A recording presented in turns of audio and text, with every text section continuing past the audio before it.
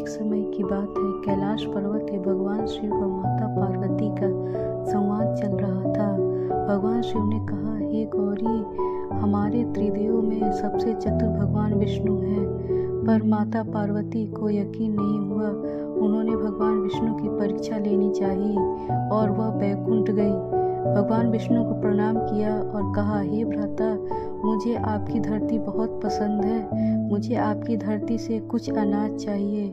भगवान विष्णु को समझ आ गया कि माता पार्वती उनकी परीक्षा लेना चाहती हैं। उन्होंने कहा, हे देवी, जो फसल हमारे धरती पे उगाई गई है, हमारे मनुष्यों ने बहुत मेहनत किया है, इसलिए मैं चाहता हूँ कि हम खुद खेती करें। माता पार्वती ने सहमति जताई और भगवान विष्णु ने कहा, हे देवी, आप बताइए, आपको फसल का कौन सा हिस्सा चाहिए।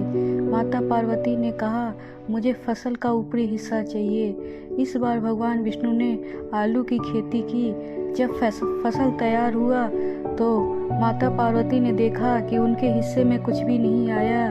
उन्होंने उनसे दोबारा खेती करने की इच्छा जताई।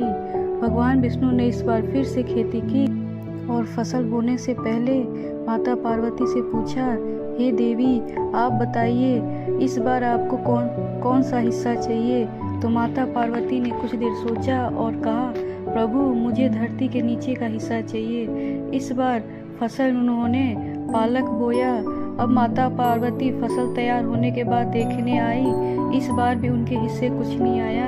माता पार्वती ने दोबारा उनकी परीक्षा लेना चाही और कहा, हे प्रभु, आप फिर से खेती कीजिए, मुझे अनाज नहीं मिला। भगवान विष्णु ने कहा, ठीक है देवी, मैं खेती तो कर दूंगा, आप बताइए, आपको अब कौन सी हिस्सा चाहिए। तो माता पार्वती ने कहा, हे प्रभु, मुझे पौधे के ऊपर का और भूमि के नीचे का दोनों ही हिस्सा चाहिए। जो बीच का होगा वो आपका होगा। भगवान विष्णु ने इस बार गन्ने की खेती की। जब फसल तैयार हुआ तो फिर से माता पार्वती फसल देखने धरती पे पहुंची तो उन्होंने देखा कि इस बार और सोचा कि फिर उनके हाथ कुछ नहीं लगा। वो भगवान विष्णु के पास गई और पूरी बात बताई कि वो उनकी परीक्षा लेना चाहती थी और भगवान विष्णु की चतुराई की प्रशंसा की, उनको प्रणाम किया और वहां से चली गई।